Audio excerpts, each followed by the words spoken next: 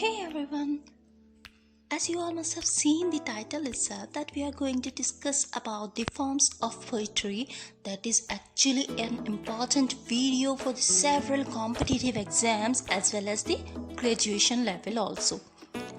Well, as you all know that this is Hina, NET qualified PhD aspirant. I welcome you all on this channel for another important as well as interesting video.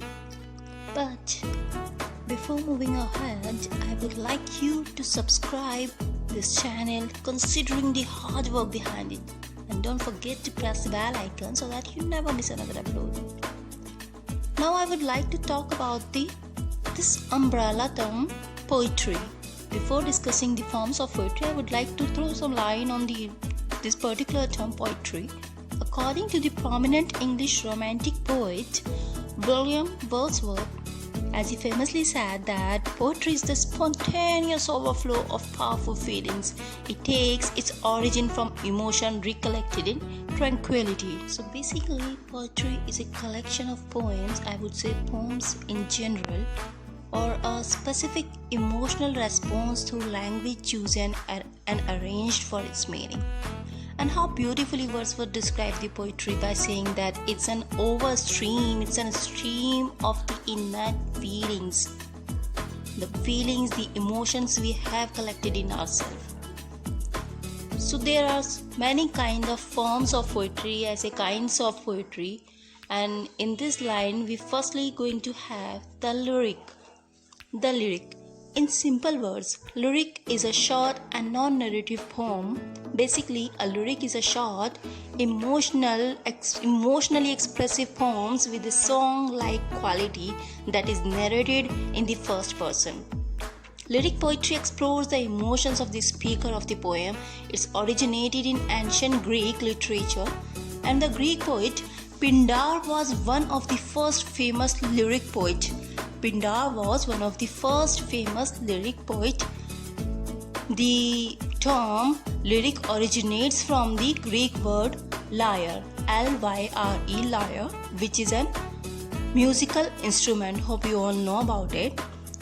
And for a better understanding, we have some examples of beautifully written lyrics that are I Felt a Funeral in My Brain, written by Emily Dickinson.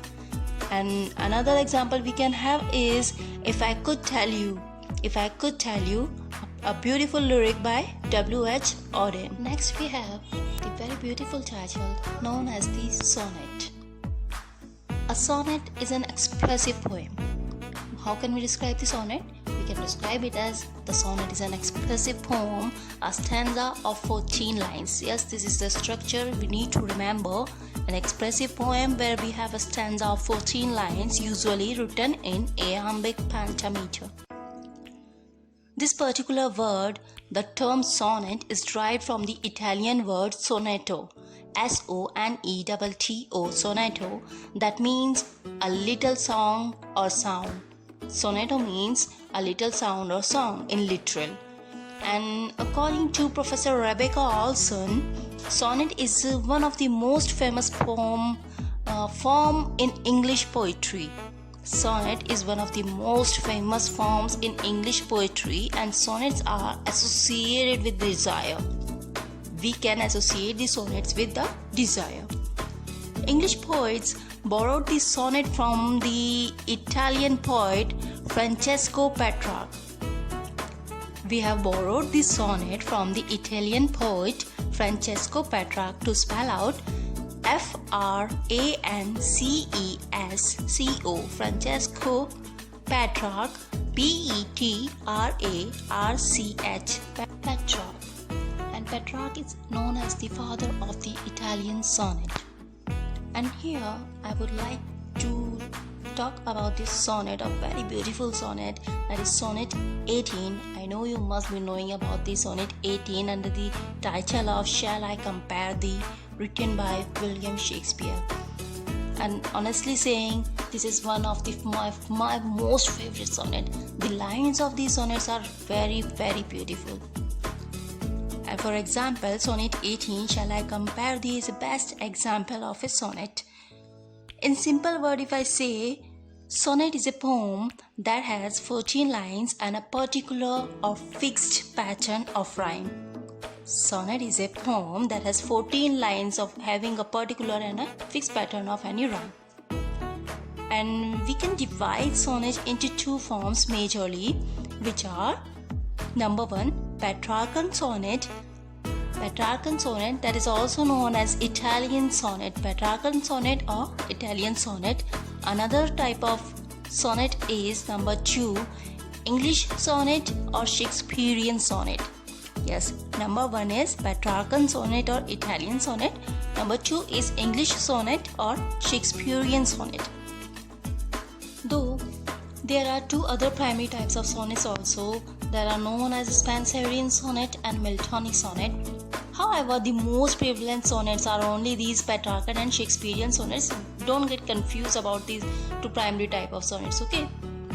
Now let's talk about the structure of these sonnets. First, we will discuss the Petrarchan or Italian sonnet's structure.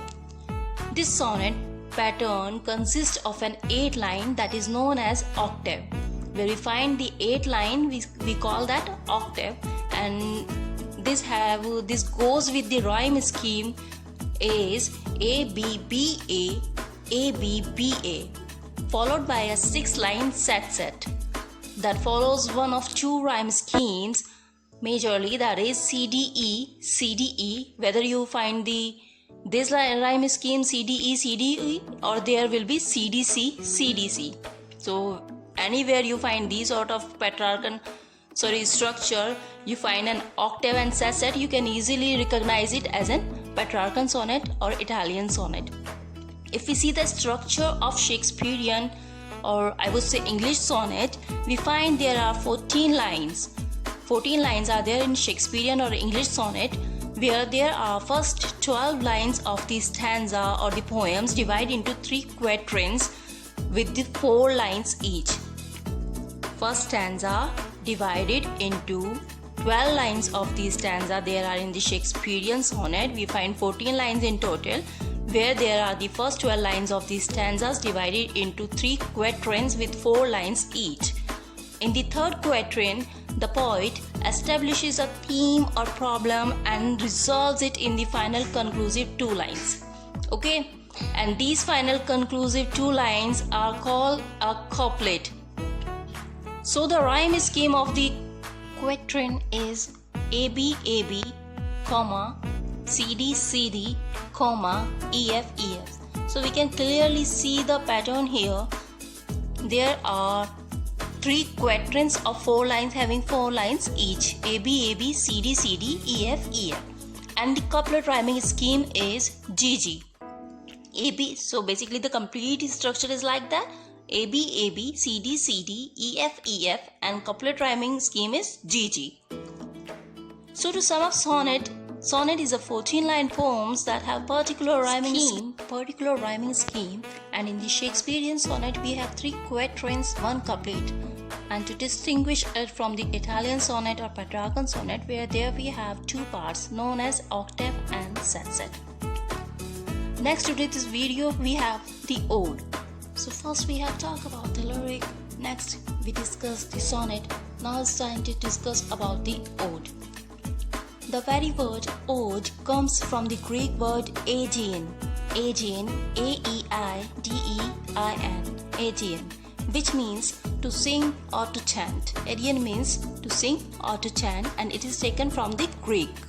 Origin of the ode is the Greek. So the ode is a formal, often ceremonious lyric poem that addresses and often celebrates a person, a place, thing, or maybe an idea. So, ode is a ceremonious, long lyric poem, but not very lengthy, that is serious in subject and treatment. In short, ode is a type of lyrical poem enthusiastically praising a person or event. Now, we will see the types of odes. Hope you have understood what is ode. I have described it clearly. And now let's throw some light on the types of odes. Odes are of 3 types. We have 3 types of odes in our English poetry. including Pindar Ode, number 1 Pindar Ode, number 2 Horatian Ode, and number 3 is Irregular Ode. To elaborate a bit, the Pindaric Ode or Pindar Ode is named for the ancient Greek poet Pindar, as I have told you. As I mentioned already that Pindaric, we have a very ancient Greek poet by the name of Pindar, from where we have this Pindaric Ode basically. And Pindaric odes were performed with a chorus and dancers, and this type of odes often composed to celebrate athletic victories, These contain a formal opening, also known as the Pindaric Ode, also known as strophe of complex metrical structure. Okay, this strophe of complex metrical structure followed by an antistrophe. First we have strophe, that is followed by antistrophe, which mirrors the opening, and last we have an epode. Strophe, antistrophe, and epode. Epode is final closing section of a different length and composed with a different metrical structure.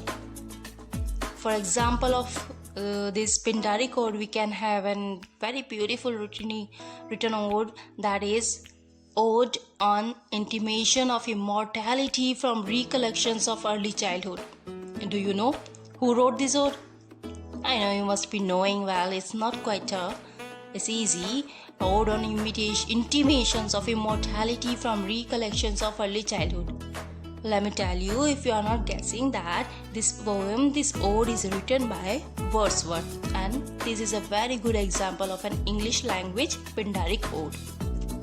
Next, we see the Horatian ode, second type of ode, that is Horatian ode. As the title itself suggests that it named after the Roman poet Horace, Horace. Horace. Horatian ode is generally more tranquil. Do you know what's the meaning of tranquil? Tranquil means calm and contemplative. So basically, Horatian ode is more calm and contemplative, tranquil, thoughtful, meditative, and informal, and we can say intimate in nature. Horatian odes are calm, thoughtful, informal in nature, and they are devoid of any strict rules. We don't find any strict rules in the Horatian type of odes. The purpose of using this type of ode is to give vent to pent-up. What is the purpose of using the Horatian ode? The purpose is, the aim of using this Horatian ode is to give vent to pent-up feelings, And for example, to make it clear to you, I would like to give another example for this particular type of ode, that is Horatian ode. And perfect example of this goes to Ode to the Confederate Dead. Ode to the Confederate Dead, and it is written by Alan Tate. And if you have not listened or heard about it anywhere, I'll give you another example, that is Ode on Solitude. You must have heard this. Ode on Solitude, written by Alexander Pope, is a beautiful example of an ode in the Horatian tradition. Right? So next in the series we have Irregular ode. First we talk about the Pindaric ode, then Horatian ode. Now it's third type of ode, that is Irregular ode.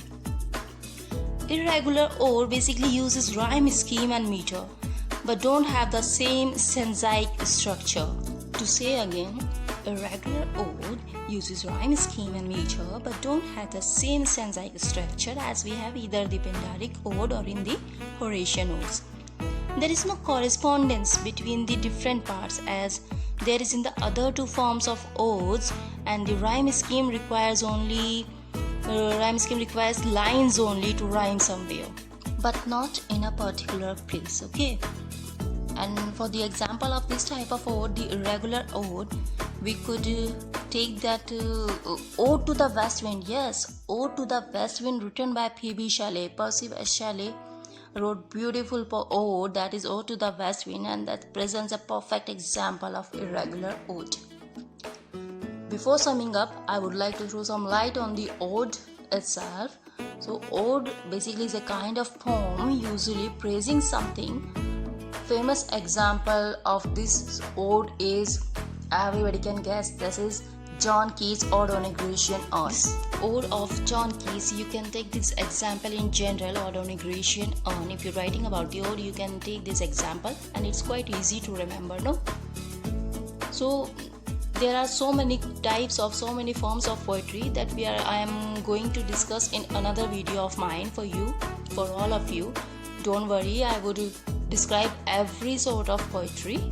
I know we have so many other types of poetry in the line, that is the ballad. I need to discuss about the ballad, the dramatic monologue, epic, elegy, etc., etc. But I don't want to make bore. I don't want to make you feel tired in only one video. So I'm going to make another video for you. Okay? Thank you for watching.